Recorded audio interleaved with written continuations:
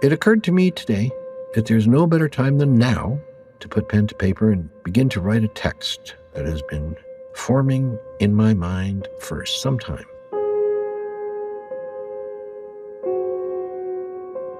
During my third year of university, I took a course with a well-known Canadian author named Susan Swan. I was a fine arts student and would eventually graduate with a degree in creative writing. Wanting to publish a book someday might be one of the few things that Barry Sherman and I had in common. And while Barry's memoir, read here by actor Saul Rubinek, remains unfinished, I can't even imagine starting mine. Memories are brief, and my thoughts will be forever lost unless I commit them to paper. I thus set out to write this text. During my time in Susan Swan's class, she was writing and researching her own book about a murder. And to help us better understand the importance of immersing yourself in a subject, Susan offered to take the class on a field trip to the coroner's office. I jumped at the chance, and it was fascinating. The coroner walked us through a bunch of different real-life scenarios, and together we had to decide how the person died. What you need to know to make the call. Was it a homicide, a suicide, or a natural death? The answers were surprisingly hard to come up with. In one example, we saw a picture of a woman hanging from a rope in her living room. Our initial guess? Suicide, of course. But through a series of questions and the process of elimination, we came to see it differently. The coroner told us that his investigation eventually led to the arrest of her husband, who had killed her and tried to make it look like she took her own life. This unique field trip was the first thing I thought about when I heard that the police had changed their opinion about how the Shermans' lives ended. The first group of seasoned homicide detectives to arrive at 50 Old Colony Road found Barry and Honey Sherman hanging with belts around their necks. They seemed to conclude that Barry killed his wife, then killed himself. These detectives had expertise in making that call. So what went into changing their minds? From the very little that I do know about forensics and pathology, the line between suicide and homicide can be very, very thin. Welcome to the no good, terribly kind, wonderful lives and tragic deaths of Barry and Honey Sherman. This is Chapter 8, Thin Lines.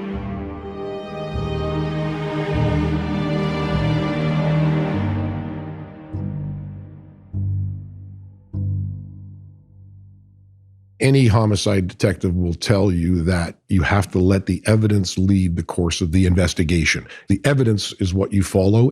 Whenever I tell anybody that I'm working on this podcast, the first question I get asked is, do you have a theory about who did it? The second question, how could police ever have thought that Barry died by suicide when he was found sitting down? Let's start there because it's a good question, and one that I put to former homicide detective Mark Mendelson. But before we hear from him, I want to say that in this episode, we'll be discussing ways in which people take their own lives and ways people can be killed. So please take care while listening. But back to that question I had for Mark Mendelson concerning the position they found Barry in. It's absolutely happened, and I've seen it. I've had people who I was brought in because it was deemed to be a homicide by the initial investigators. You know, a man who used a ligature, not a belt, but like a rope, and actually hanged himself off a radiator in his home. So it can be done. It's not unheard of. Have I ever come across a situation where there are two people dead and a murder-suicide was done with the same mechanism of death? I can't say that I have. Do you ever remember going to a scene and thinking you saw, let's say, a homicide and it ended up being a suicide, or the other way around? It certainly happened to me. I can think of a number of occasions where somebody died by way of a weapon, and the assumption was that they died by their own hand. But the scene didn't make any sense in terms of where the gun was found in relation to the body. No history of mental illness, no discussion with anybody, no financial issues, no marital issues, no criminal activity issues. Nothing seemed to fit, so you've got to go through your whole forensic toolbox to try and prove or disprove.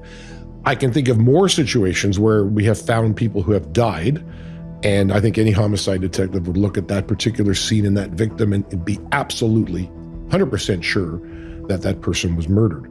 And yet you get into the autopsy, and despite, very specialized examinations and, forensic examinations, toxicology, biology, everything in the forensic department's toolbox, you have no anatomical cause of death.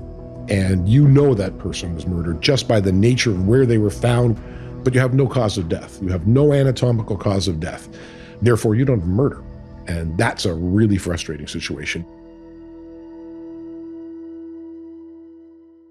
We know that when police first found the Shermans, their theory was murder-suicide. While they didn't officially state it, police sources were whispering it to lawyers and some reporters. And according to the initial search warrants, they were only looking into Honey's murder. Thank you for your attendance today. My name is Brian Greenspan.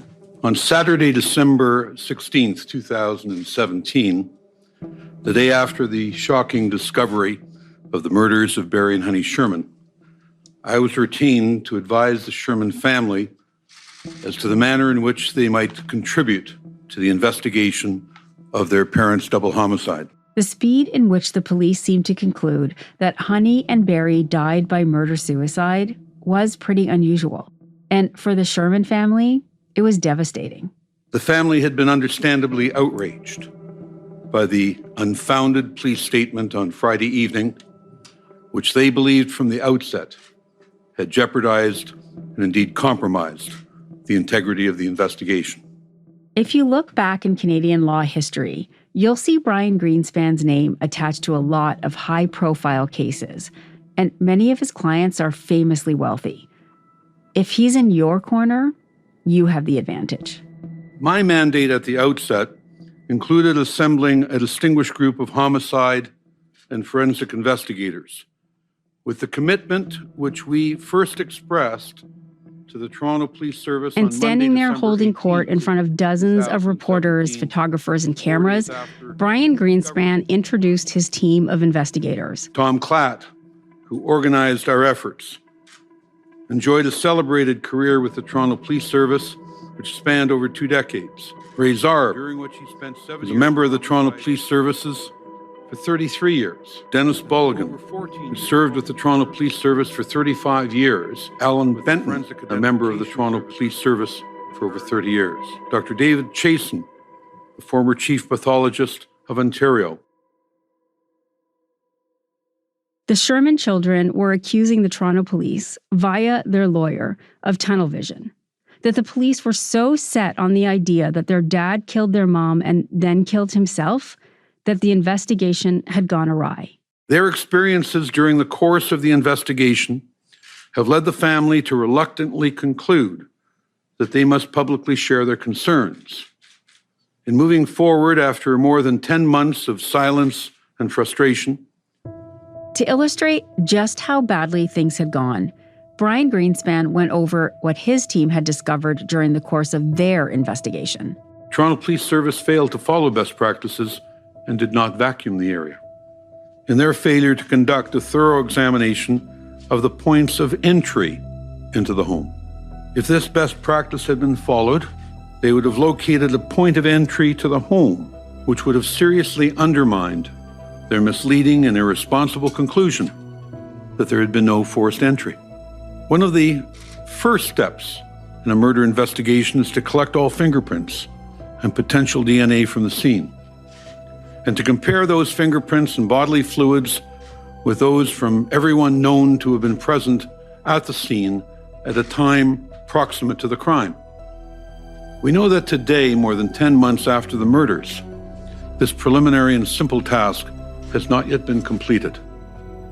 Aside from failing to complete this standard protocol of fingerprint elimination, the police also missed at least 25 palm or fingerprint impressions that were discovered by our private team at the scene.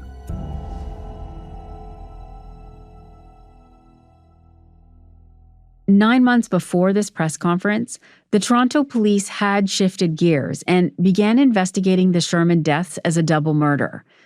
The problem for the Sherman kids was that nothing had happened since.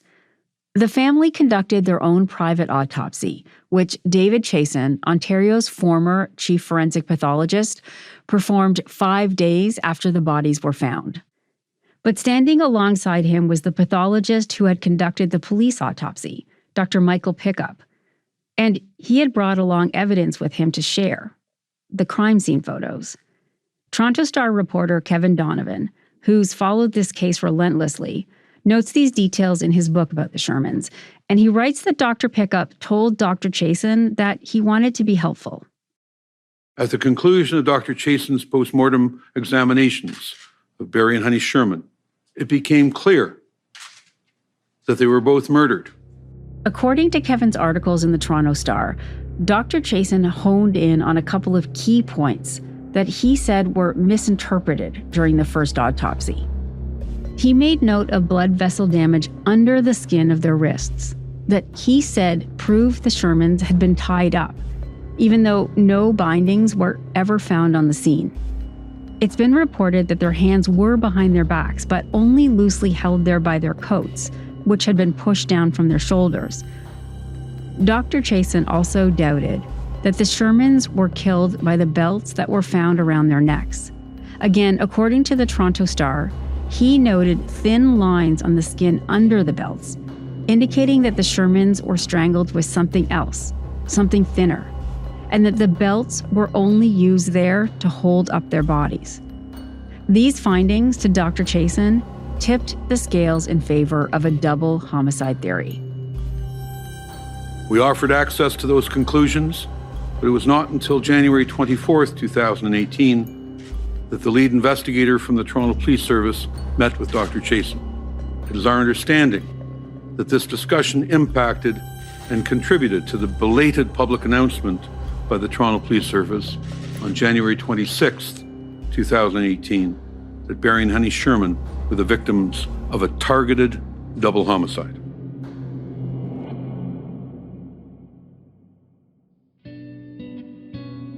Have you ever experienced that before? A very wealthy, powerful family hires its own investigative team?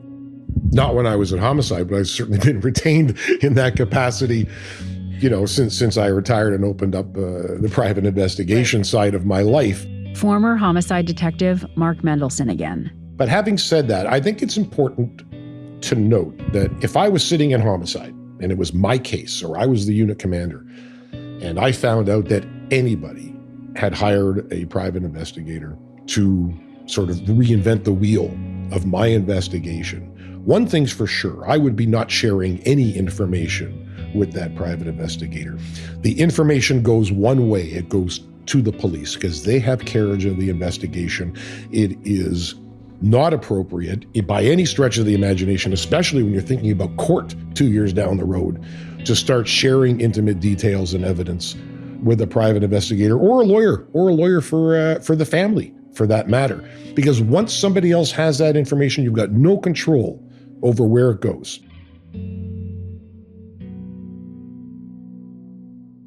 However, according to Kevin Donovan's reporting, the police did share evidence with the Greenspan investigation, those crime scene photos. And although it's not unprecedented for police to share evidence with a private investigation team, it is rare. But Greenspan says his shadow investigation was what made the Toronto police shift their theory. We've asked both Greenspan and the police to comment, but neither have responded.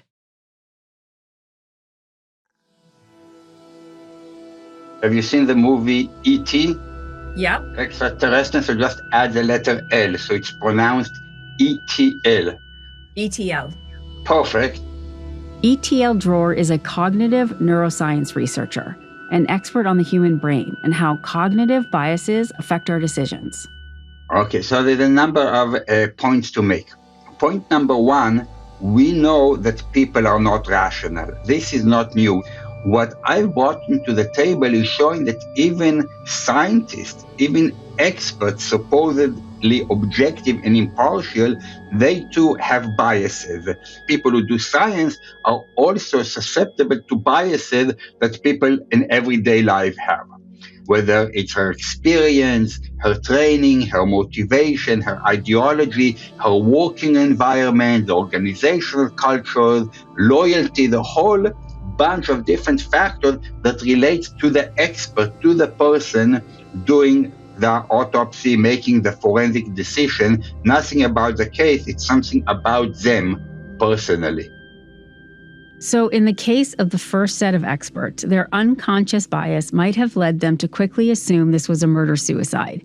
Maybe because the crime took place in a home. Maybe because nothing was reportedly stolen. And maybe because there was no sign of forced entry. But according to ETL, the second team would have also brought their own set of biases. It's hard to ignore the fact that the second team was hired by the Sherman family because they were furious over reports that Barry had killed Honey and then himself. We have looked at experts where we hired over 100 experts and told half of them, hello, I'm from the prosecution, can you look at this case? And we told the other half, hello, I'm from the public defender, can you look at this case? And gave them the exact same information. And they conducted forensic analysis that has been published in the literature as being objective. And we found a huge impact. We call it the allegiance effect. When they believed they're working for the prosecution, their conclusion aligned more with the prosecution perspective. When they believed they're working for the defense, then their conclusion aligned with the defense. So this is an organizational factor. In other words, experts are not infallible. You assume it's obvious to them the difference between a homicide and a suicide, but it's not. I mean, I learned that in creative writing class. Some cases are more difficult to determine, the ambiguous cases. The ambiguous cases, the forensic pathologist can always say, undetermined. I cannot determine the manner of death. So if they're not sure that it's suicide or homicide, they don't have to decide. So when they decide, they should reserve it when they're very, very confident in their conclusion. Since the original pathologist determined that the cause of death was ligature neck compression, but could not conclusively determine the manner of death, you could argue that that's exactly what he was doing, reserving his judgment. Even lawyers, even judges have misconceptions about forensic science. Forensic science is very good, but it's not perfect. And the cognitive and the human factors that influence the human element is huge. In most forensic domain, the human expert is the instrument of analysis. It's a human brain. It's a human making judgment. You know, managing bias, that's a huge thing in forensic science. We talk about it in almost every training that we go to, every conference that I attend, it comes up. Doug Young is a forensic scientist. One of the things that I think investigators sometimes get caught up with is tunnel vision. So they go in and they decide, okay, this looks like something, and then they stick with that. And that's something we constantly have to fight, myself included. But you have to go in and you have to look at it objectively, look at it with both eyes, so to speak. So this case is very complex, obviously. And then you break that complex problem down into its individual components. The first thing, we're going to do is document the scene as we found it. That can be done through photography, through video, notes and sketching, all of those things. Then you move into doing a walkthrough with the investigator and just getting a feel for the scene. What is the scene telling us? The scene plays a huge part in it. While we don't have access to either autopsy report, we had a researcher gather all the reporting that there was about them, and she created a side-by-side fact sheet of both autopsies. We showed it to Doug Young. In looking at the autopsies, and again, I'm not going to know definitive answer, but, just for me, if the hands were bound, for instance, right, he would have to hang her, then bind his hands and get them behind his back. Okay, so he'd have to do that before he had the belt, right? How does that work? I mean, it's very complicated to be able to accomplish that. Is it impossible? No, it's not impossible. I have seen suicides where their hands are behind the back, but It's not common. And, I think, again, we have to take into account, we're not talking about someone who's at a younger age. How easy would that be for someone that's 75 to do? I'm 53 and I couldn't do it, right? It would be very uncomfortable. So I think a lot of factors go into what's going on with the scene, with the case, because when you just put it together, it makes more sense to me that it's a double homicide than it is a murder-suicide.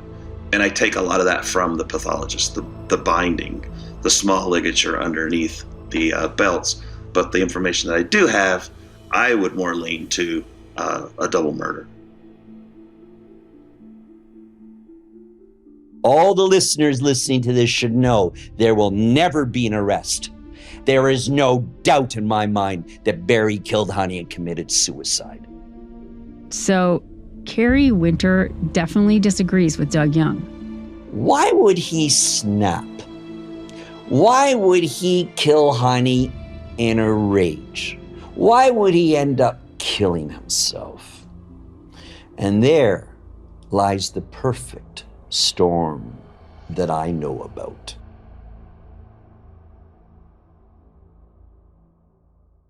And there's only one person I've ever known who's got a temper like him, and that's me.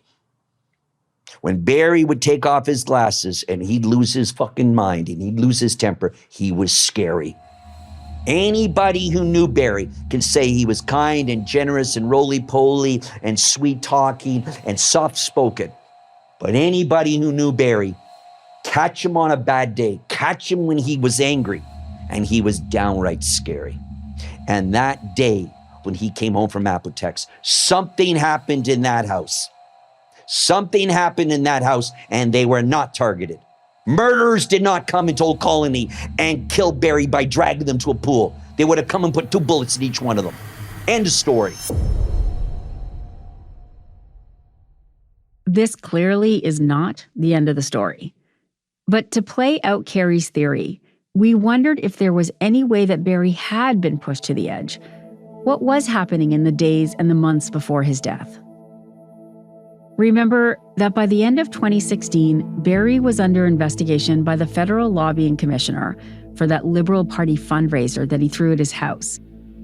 Then, just a few months later, Barry fired an Apotex chemist for allegedly stealing millions of dollars worth of drug formulations and selling them to a rival drug company in Pakistan. Around the same time, there was that scandal with then Apotex CEO Jeremy Desai, who allegedly had an affair with a rival drug company employee who reportedly passed on company secrets to Desai. That same year, Apotex lost a huge patent case to the tune of $580 million. And there's one more event that we haven't talked about. In the last few weeks of his life, Barry launched a lawsuit against a convicted fraudster who allegedly duped him out of $150,000, which seems like a trivial amount for a billionaire. And then there were, of course, the matters closer to home. 2 weeks before his death, according to Donovan's reporting, Barry had been emailing his son, urgently trying to get Jonathan to pay back a $50 million loan. We might have to pay the $580 million judgment in January. We thus need to take steps to improve liquidity, in case needed. I thus request that you arrange first mortgages to enable paying $50 to $60 million to Sherfam, if possible. Please do within weeks. And the long-standing lawsuit with his cousin Kerry Winter. According to Kerry, his legal action made things even more stressful at home. He said Honey was furious. Not only was she mad at Kerry, but Kerry says she was also upset about what she perceived as gossip going around the Jewish community. Are they whispering that maybe he stole? Maybe he ripped off orphans? You know, I think that you'd have to be Jewish living in this city to understand the fallout of this scandal, this ongoing litigation. And on top of all of this, there's Honey's dream home. Plans were underway to construct a 16,000 square foot mansion. From police interviews, we know that Barry was very much against the idea. All of this had to be stressful, for sure. But it's not like Barry wasn't used to this kind of thing. He seemed to relish fights, went after people long after his own lawyers told him to stop. So were the last months of his life really more difficult than any other period of time? My misfortune was his good luck. I lost my parents. He scooped up Uncle Lou's business and he ran with it. And I said, but Barry's interesting. He's in the front of a locomotive train. And the train, it's going faster and faster and faster. And he's this maniac on the front of the train. And as the train's going faster and faster down the track, left and right by the side of the railroad tracks are bags of money. And he's grabbing each bag and he's throwing the bags in the back. And he keeps going faster and faster and faster, but he's in this frantic state. And that was Barry. All the bags of money he grabbed, he never had a chance to smell the roses. He never enjoyed his money. The money never brought him happiness. He was a man who was lonely, pathetic, antisocial, didn't know love, didn't have friends, just made money, ran his companies. That's all he lived and died for.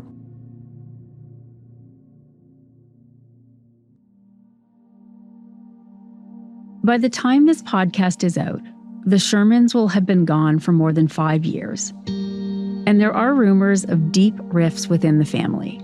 Jonathan told the Toronto Star that his sister thinks he had something to do with the crime, something he denies. Both Kaylin and Alexander's marriages have broken up since the deaths of their parents. Kaylin's only lasted a few months. And things between Aunt Mary and the Sherman kids got so bad that she wasn't even invited to Kaylin's wedding. In 2019, the Sherman family's investigative team, headed by Brian Greenspan, quietly disbanded with no public comment about their work. More recently, Jonathan Sherman reportedly hired yet another former Toronto homicide detective to keep digging. And according to media reports, it's not a move supported by all of his siblings. And there's been a lot of upheaval at Apotex as well. CEO Jeremy Desai eventually resigned. He was replaced by longtime Apotex employee and Barry's right-hand man, Jack Kay. But Jack, who worked beside Barry for 35 years and considered him a dear friend, was unceremoniously marched out of Apotex by Barry's son Jonathan in December of 2018, a few days before the first anniversary of Barry and Honey's deaths. And then in September 2022, Barry's children sold his beloved company to an American pharmaceutical firm for an undisclosed amount of money, despite Barry's long-held desire to keep Apotex Canadian.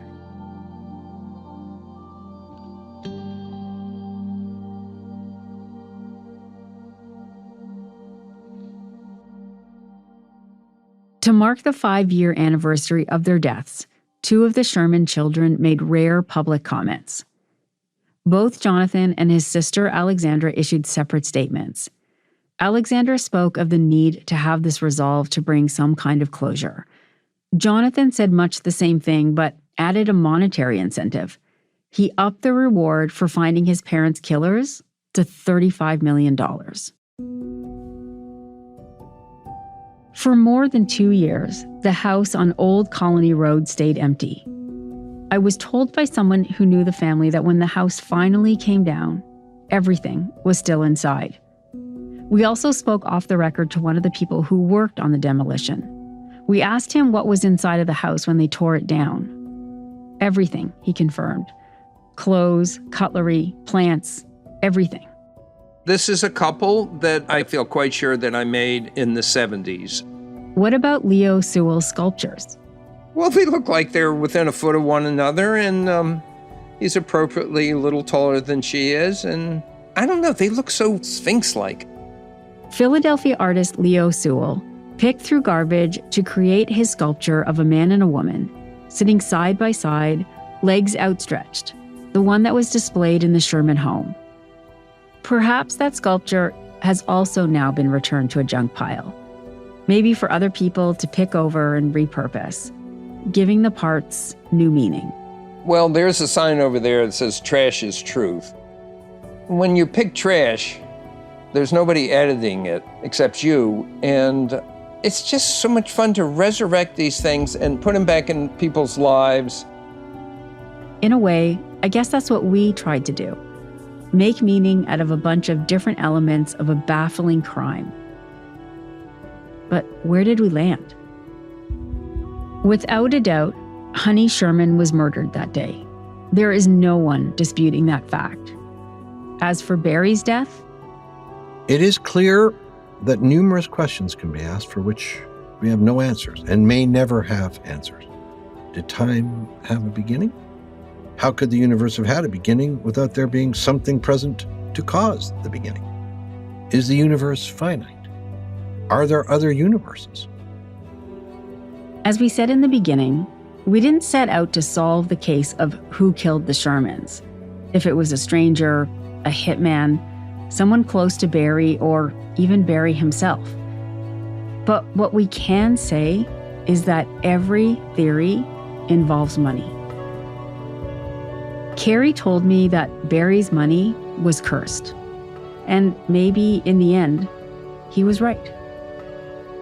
In summary, I hold the following to be self-evident truths. 1. There is no God. 2.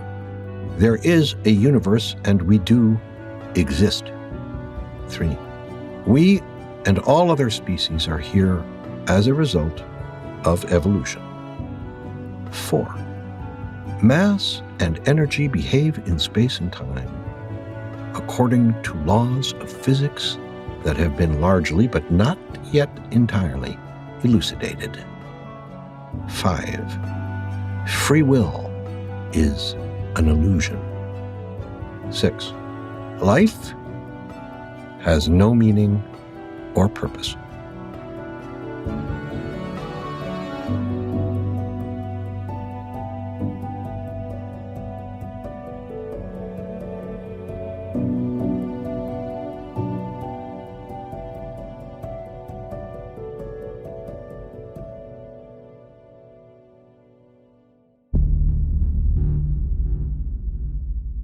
The no-good, terribly kind, wonderful lives and tragic deaths of Barry and Honey Sherman was written and produced by me, Kathleen Goldhar, Michelle Shepard, and Lisa Gabriel. It was executive produced by Charlie Webster, along with Lisa Gabriel and myself. Andrea Varsany is our associate producer. Our technician is Laura Antonelli. Sound design and mixing by Reza Daya. The role of Barry Sherman is played by Saul Rubinek. Stuart Cox is the executive producer for Antica. Our team from CBC Podcast includes Roshni Nair, who is our digital producer. Evan Agard is our video producer. Tanya Springer is our senior manager, and Jeff Turner is our senior producer. Chris Oak is the executive producer, and Arf Narani is the director of CBC Podcasts. Leslie Merklinger is the executive director of CBC Podcasts. Special thanks to Eunice Kim, Willow Smith, Debbie Pachenko, Alexis Green, Melissa Tesler, Nina Beveridge, Sydney Bradshaw, Nicole Urban, Christopher Black, Nathan Goldhar-Killick, and Paula Santana. This is a Lionsgate Sound co-production with CBC. Lionsgate Sound engineered by Pilgrim Media Group in collaboration with Antica Productions exclusively for CBC.